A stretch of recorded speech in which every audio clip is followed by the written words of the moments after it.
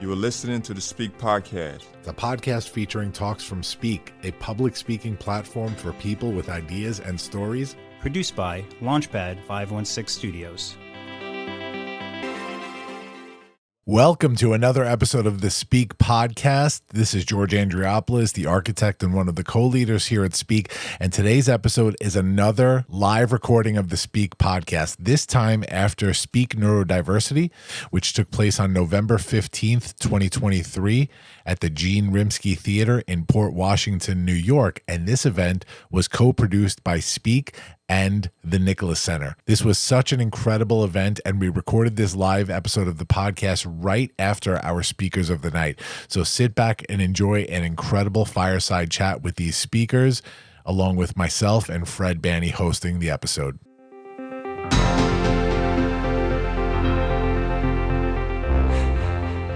Welcome to the Speak Podcast, produced by Launchpad 516 Studios. New episodes available every week on all your favorite podcast platforms. Speak is a public speaking platform for people with ideas and stories. Each Speak Talk features three key moments: the moment of truth, the moment of transformation, and the moment of impact. We host pop-up events all over the world, and now we are bringing our talks to your device. Our speakers are stepping onto the stage and into the spotlight, and now onto this podcast. Welcome to the show. Please welcome the hosts of the Speak Podcast, George Andriopoulos and Fred Banny.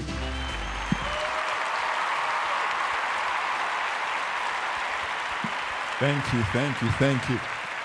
Thank you, everybody. Welcome to the Speak Podcast. So there's going to be a little bit of redundancy here for those that were here for the pop-up event a few minutes ago. Those listening at home, we just concluded Speak Neurodiversity, our 10th pop-up since our inception last November. Thank you. Yes, Thank you. Thank you. Put your hands together for that. 10, it's been hard work, but it's been an incredible journey. As all of you who are in the studio audience have you experienced tonight, so thank you all. Have a seat. Yeah, sure. So there's going to be a little bit of redundancy from the event earlier. We're going to talk about some things that we've already talked about, just so that the audience at home can get to know the Speak Podcast a little bit in the Speak platform. But again, we just finished the Speak Neurodiversity event. What'd you think? Amazing, man. Amazing. You know, and I was having some conversations back, in the green room with the speakers. What I love about this is to see all the hard work, the rehearsal, and everything comes together. And I'm so proud of every speaker that took the stage today. Because prior to the event, some of them was nervous, but when the lights came on, they delivered. Didn't they deliver? Didn't they deliver? Awesome. And that's the beauty of what we do, man. It pumps them up every time. Yeah, and I love that we had some thoughtful conversations backstage with some of the speakers. We pride ourselves on working with channel partners and speakers that really care about what they're speaking about, right? We don't want people to just come on this stage just so that they could put something next to their name on their LinkedIn profile to say that they're a published speaker and that they achieved this new thing and it didn't really matter. We want to bring speakers on our stage that actually care about what they're speaking about, that come here to create change. And so, when we have conversations like we did backstage, it really shows us that we've made some good decisions here, and we have some incredible people part of this thing. Absolutely, and even during intermission, I was walking, amongst the audience members, and I was having some conversations, and someone said to me, "It's such a roller coaster," and I was like, "I love it because as humans, stories is what connects us, right? You have some talks that may be funny, other talks that may be emotionally moving." And that's why the Speak platform exists, to bring these ideas and stories that really matters. And our job is to elevate and amplify those ideas and stories. So I love this journey, brother. We're doing something amazing. I'm loving it too. I'm proud to say that, yeah. Absolutely. So let's talk about here with our studio audience what the Speak Podcast is, what we're doing with this platform. So you all just witnessed a Speak pop-up event. Speak pop-up events are the foundation of what we do here. We have pop-up events all over the world, and they lead eventually to our annual main stage event. If all goes well, which it is going well, it looks like we will be in the theater at Madison Square Garden, October of 2024. That is the goal. And our speakers that appear on our pop-up stages have the opportunity to apply to speak on that main stage annually. Now, from now till then, what happens? Well, we host a pop-up event. Our incredible team records these events. I was going to say videotape, which shows you my age, but our incredible team records these events. We produce these talks. They get released subsequently on our YouTube channel, and then eventually they make their way onto this right here, the Speak podcast. So the Speak podcast is a podcast that features every week 3 of our talks, right, from all different events. It's a mix of events, so it's not necessarily 3 from the neurodiversity event that you'll see. You might see 1 from neurodiversity, 1 from Speak Health, 1 from Speak Beginnings, right? We mix it up every week based on a micro theme. So you want to talk about the micro themes a little? Yeah, absolutely, because what's incredible about the structure of that is you might be having an event in Dallas, Texas, and you might be having an event in Northern Ireland, and we're here in Port Washington. But there's a through line that runs through the talk. So we take those talks and we put them together so it tells a new story. So it's not redundant when somebody comes to an event and they're listening to the podcast. So those micro themes really give the listeners an incredible experience, and they can kind of follow through based on that theme. And before, I don't know if we did this, but shout out to our third partner. I know we're going to get to that, Jason Martin, who is our third co-leader. He, as mentioned earlier, Jason is traveling, so he wasn't able to be with us tonight. But Jason, you're here in spirit, and we love you, brother. Just wanted to shout you out. Yes, sir. Yes, sir. So one more thing before we bring our speakers out here and we interview them for our fireside chat tonight. This podcast is something that we're super proud of. This is the second time that we have done a live episode of this podcast, and it looks like it's something that we're going to continue. The first time was after our Speak Health event, and it came out as a bonus episode, a secondary episode of the week last week, I think, or 2 weeks ago. And we got incredible feedback on it, so we're going to keep doing this. So on some of the events where we don't have 10 speakers, we have a few less speakers, we'll fill in with the Speak podcast to have some incredible conversations. Now, this thing launched about 3 months ago, a little over 3 months ago. We are still growing our YouTube channel and the videos, and so we hope in the coming year that they get a lot more attention and some of these go viral. But this podcast is already viral. This podcast has been consistently in the top 50 on Apple's performing arts charts. So you look at other podcasts that are some of the big boys in the speaking industry that are 1, 2, 3, 10, we're 50, right, out of tens of thousands of podcasts. So we're coming for them, and it just really shows that these speakers that we have on our stage just have incredible messages to send. So I wanted to thank our audience here, our audience at home, for supporting this podcast and this platform and really just amplifying voices, which is what we do. Yeah, so you know what? Let's just bring everybody out. All right, come on out, guys.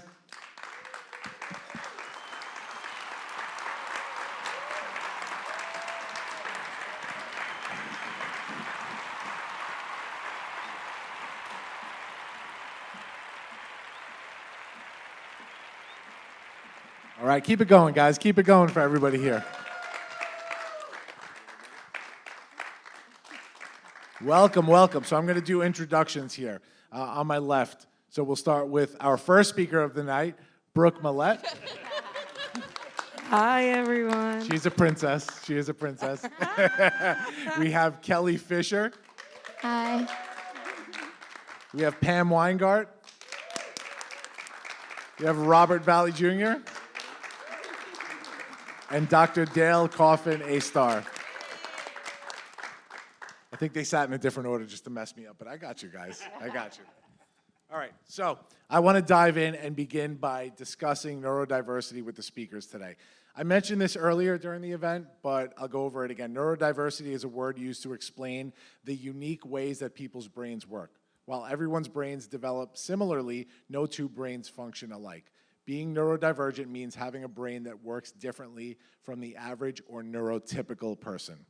Okay, so Kelly, you are a neurodivergent individual that has been through a tremendous journey in your life. Talk to us about why it's important to share stories like yours and who you think you can help by doing so. I think it's important to share stories of what you've been through because you can be a positive inspiration for others and you can help instill hope in others. And I never thought I would achieve the things I've achieved today, and I think it's important to share your message. For so long, I was ashamed of the things I dealt with, but now I'm happy to be a positive inspiration for others and help people tell them that you can achieve anything you put your mind to if you have people that are willing to support you and help you. Yeah, that's incredible. That's incredible. I'm curious. There's a big difference between disclosing, and there's a big difference between getting up on stage and talking about it to the world. What did point A to point B look like for you? For a while, I didn't really understand my diagnosis of autism spectrum disorder until I was an adult. And then when I met my psychiatrist, that helped me understand it. It helped me understand why I struggled with a lot of things. So I just want to help others. And so now that I'm more comfortable talking about it, I'm more comfortable talking about it on stage and helping others instead of just talking about it among my friends. Yeah, amazing. Thank you, Kelly. Thank you. Pam, I want to ask you, as someone who we like to say is neurodiverse adjacent, as the step-parent of a neurodivergent child, same question to you. Why is it important to share stories like yours, and who do you think you can help by doing so?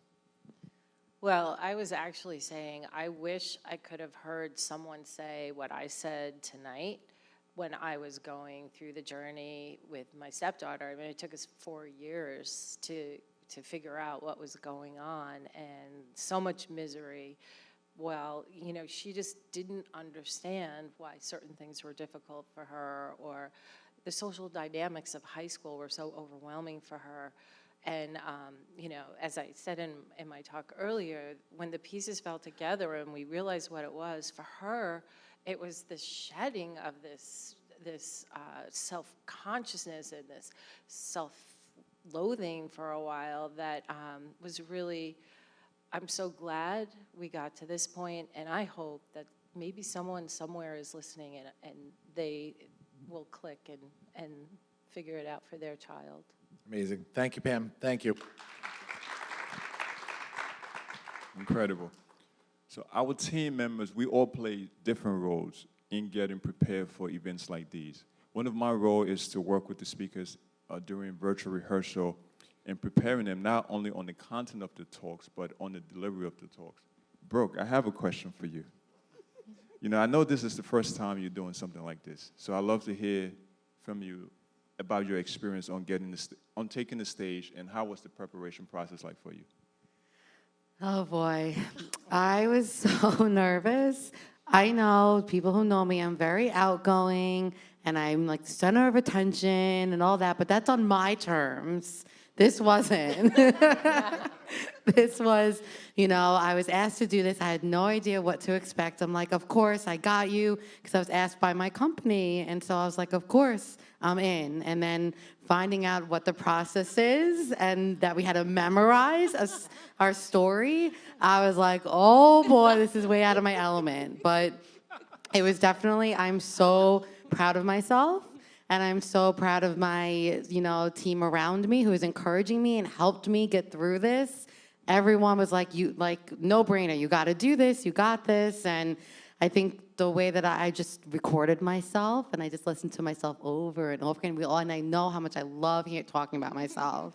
So it just really helped. I'm just teasing. I'm very humble. I think I am. But, you know, it was really a special experience, and I'm so grateful to the Nicholas Center for, you know, giving me opportunities like this, and for you both here for helping me with this, you know, adventure of mine. I put on my resume, right? Can I? Certainly, you can, absolutely. I'm glad to hear you say that you're proud of yourself, Brooke, because we are proud of you as well, because we saw the work that you did. Brooke is fun to work with, as you can tell, right? She's incredible. I get it from I take after my mom. There you go. Seriously. There you go. I really do. Awesome. So, Mr. Valley, Robert, you are an attorney that speaks, right, in different ways for a living. So talk to us about doing something that is different from your everyday talking, like, you know, standing in front of a judge or a jury and presenting. How impactful was this for you, and how was the experience? So this is different in that when you're in front of a judge or a jury, you generally have an outline, and you can vary from the outline depending upon the case. Here, you're asked to be locked into memorizing something, which is actually really interesting, because I had the discussion with George that when you're up here and it's so ingrained in your memory after, a few weeks of doing it, it's almost an out-of-body experience. So from that point of view, I really enjoyed doing this, and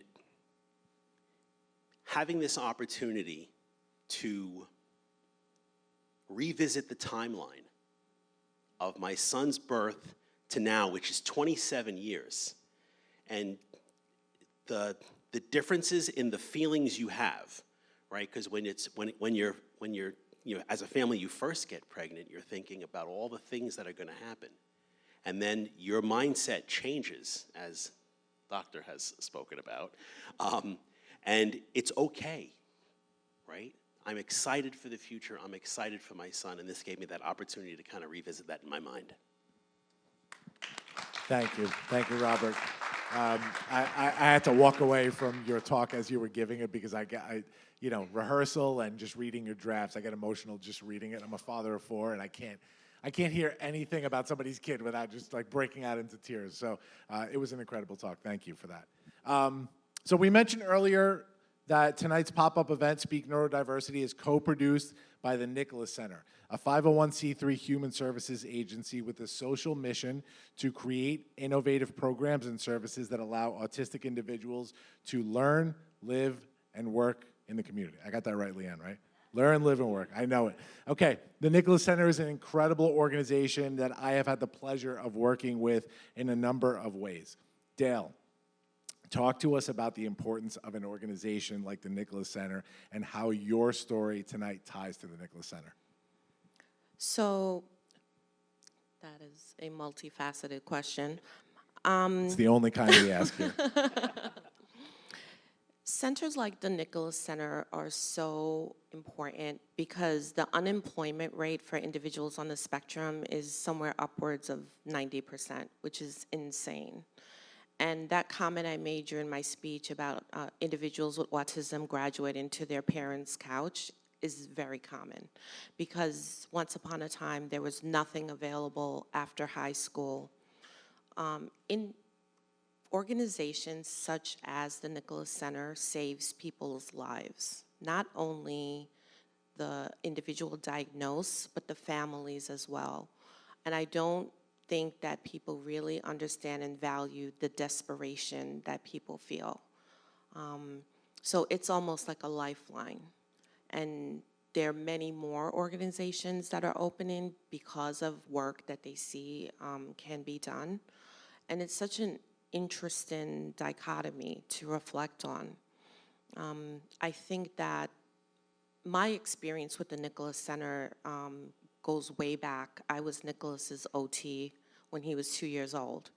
And that's how Stella and I met. And when my own son was diagnosed with autism, I ventured off to do other things, but we still kept in touch.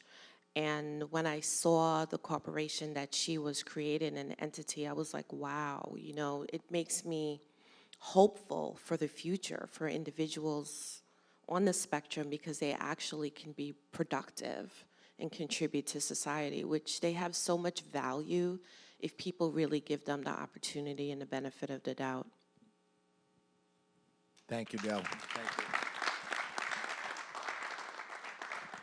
So, Brooke, you happen to also be an employee of the Nicholas Center. Yes, you get to go again.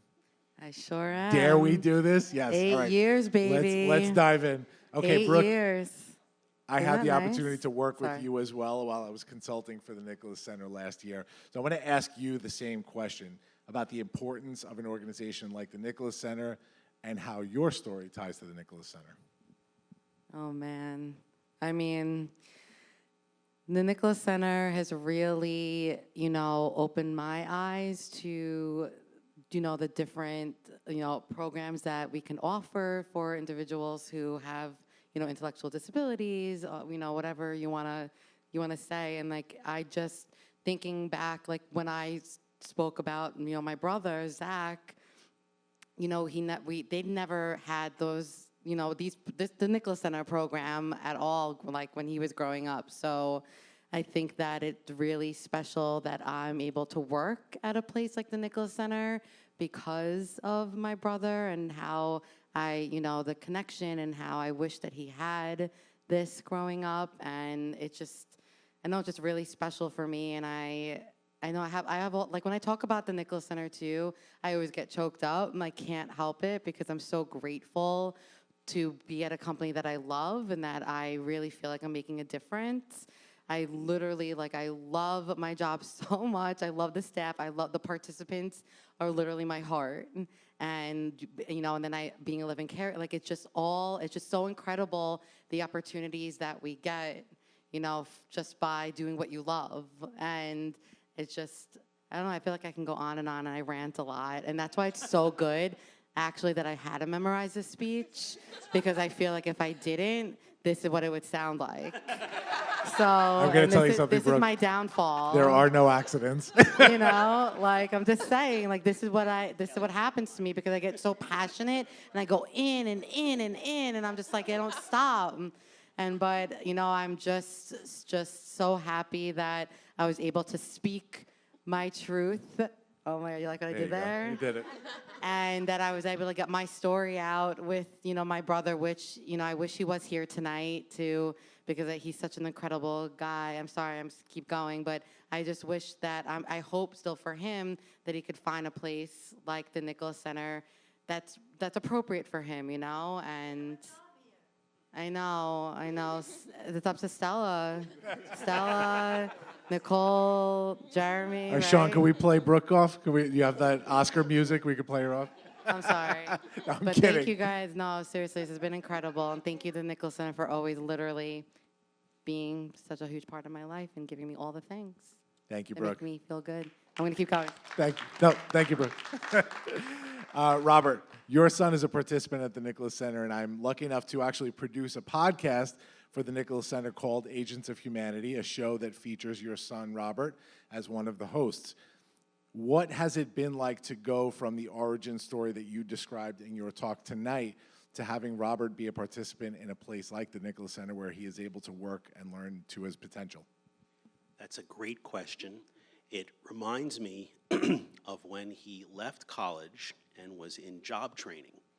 And the individuals who were coaching him there said, "It's not going to work. Robert rocks. He makes noise." And we're like, "He's autistic." And within about 3 weeks, we were able to find Nicole and Stella at the Nicholas Center. And I don't want to exaggerate, but it's literally as if the sky opened, the sun shone down, and we were like, "Oh my God, this is fantastic." There are people like us, parents like us, who have the same goals and desires and wants and fears and concerns, and we can share that together.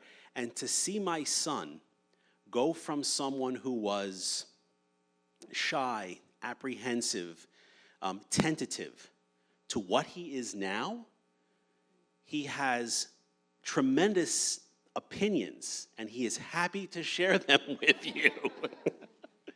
And his musical tastes, maybe not. Thank you, Robert.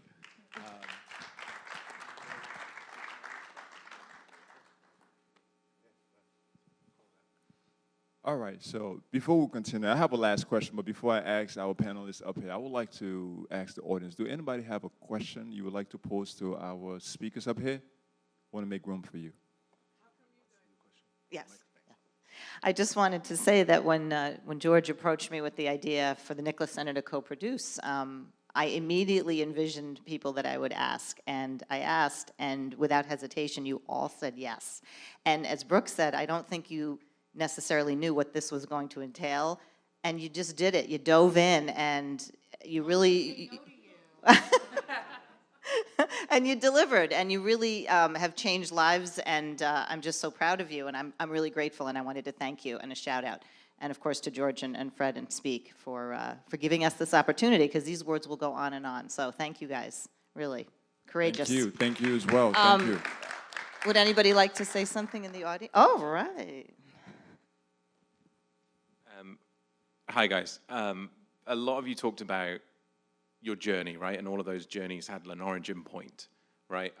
My one question that sort of jumped straight to the front of my mind was, if you could go back and meet that person right now, knowing what you know and having traveled the road that you've traveled, if you could give yourself one, maybe not one word, but one small piece of advice, what would you say to that person now?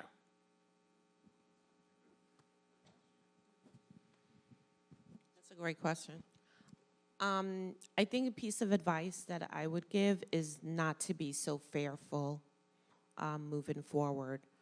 At the time that my son was diagnosed, he was 18 months old, and the future seemed so bleak. And I was so focused on when he's 21, is he going to be able to go to college or live on his own, instead of really focusing on every single moment. And those are the things that mattered.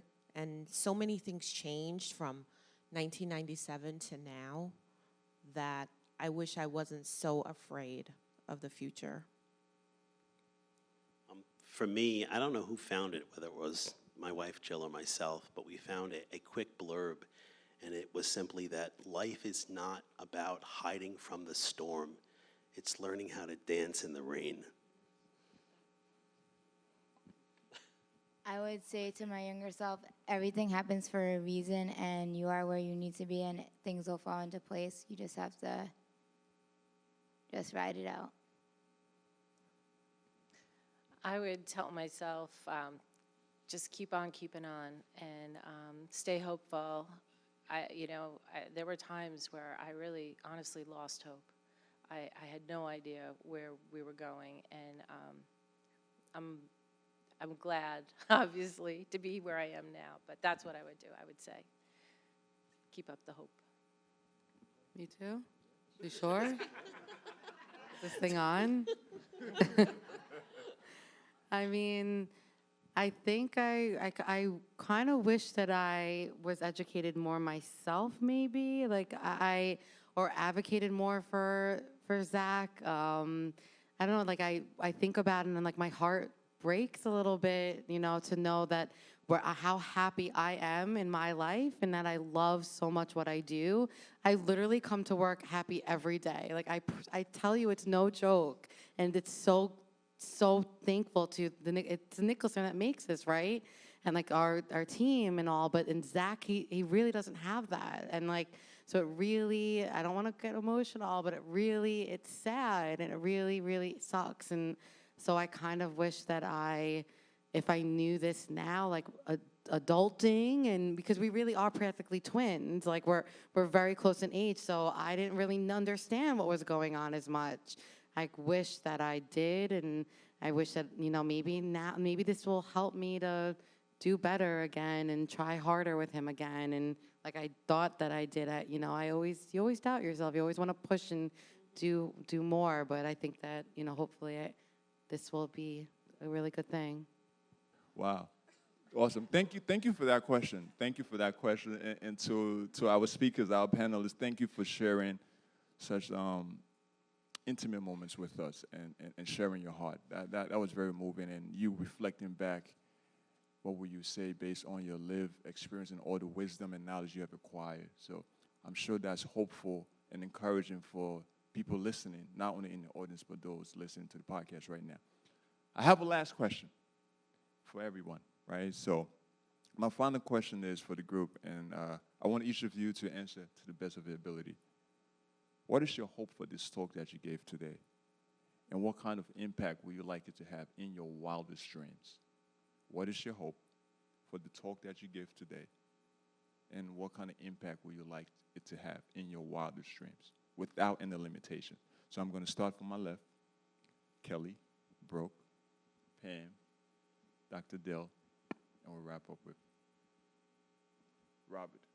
My hope for this talk is to inspire others that you can achieve anything you want with the help of others and encouragement from others. And to mothers out there, just be a constant support and never give up on your kids, and they can achieve anything that they put their minds to.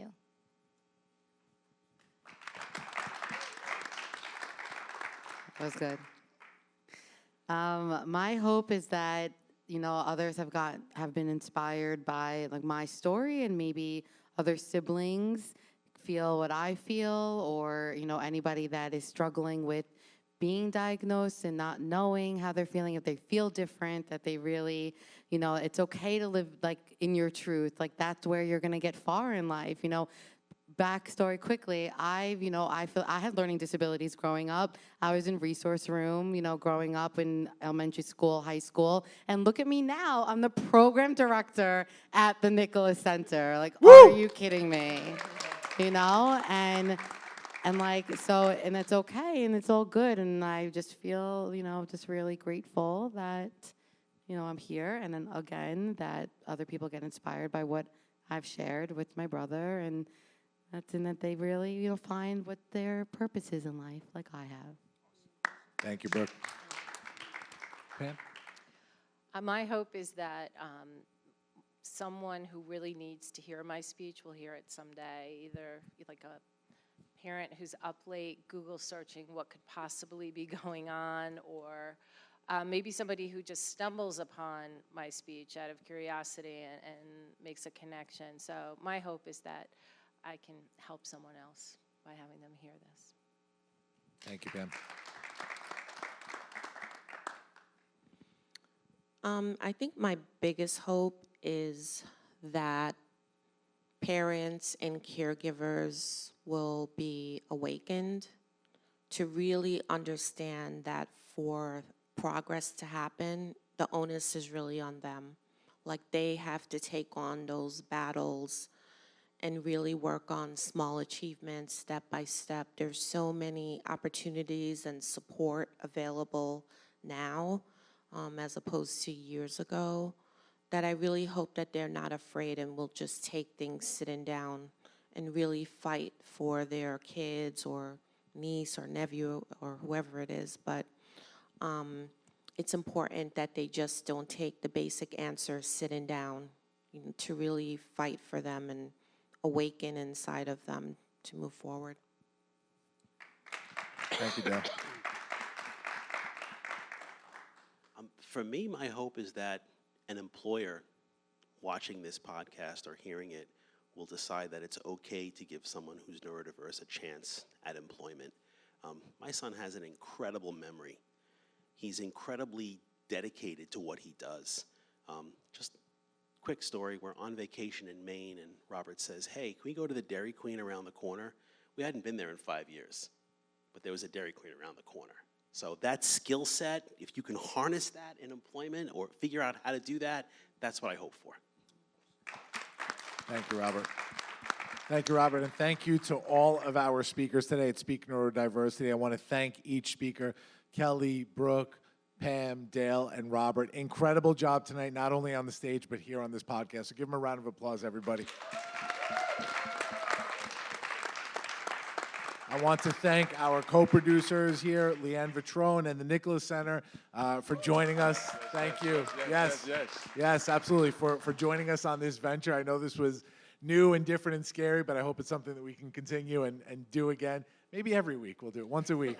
It'll be fun. Same speakers, just not Brooke, because, come on, Brooke. We gotta, come on. Brooke's mom next time. Brooke's mom next time. You can tell us more about Brooke's personal life. That would be great. That'll be the next question. But yeah, I want to thank the Nicholas Center, Leanne Vitrone, Stella Spinakos in the audience. I want to thank the Landmark on Main, the Jeanne Rimsky Theater, for having us today. Incredible venue, and in the town of Port Washington. This is a really nice town. You guys always talk about this. I hear about it on the podcast. I hear about it from you guys. Incredible town, Port Washington. So thank you for everybody, for your support, and the audience for supporting us and for being here tonight. We appreciate you.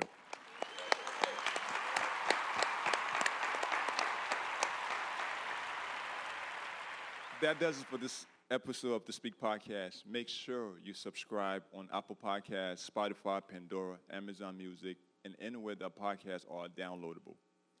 The link is on the agenda page on the Talk of That survey. And again, we want to thank you for being here tonight. Please make sure to subscribe to our YouTube channel as well. And before we finish up tonight, we always do this at the end of the events, but you know, we put the podcast in between this, but we want to give our speakers an opportunity to stand up and take their final bow of the night. So speakers, if you can, line up right here on the red line. Everybody give them a big round of applause as they take their bow.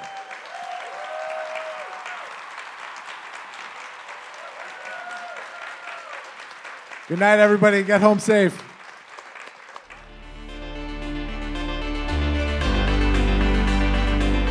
The Speak Podcast is brought to you by Launchpad 516 Studios. Executive produced by Fred P. Banny, Jason Martin, and George Andriopoulos. Our theme song, Champions Day, is by Lupus Nocti. Incidental music, Melting Places, is by Andres Cantu. Music and sound effects licensed through Epidemic Sound. The Speak Podcast is hosted with Podbean. Make sure to subscribe to this feed wherever podcasts are available and leave us a 5-star review on Apple Podcasts while you're at it. Follow Speak at Speak_event on Twitter and at Speak Event on all other social media platforms. Visit our website, speakevent.com, for upcoming events, channel partner, sponsorship, and speak at work opportunities. and follow all the great podcasts produced by Launchpad 516 Studios.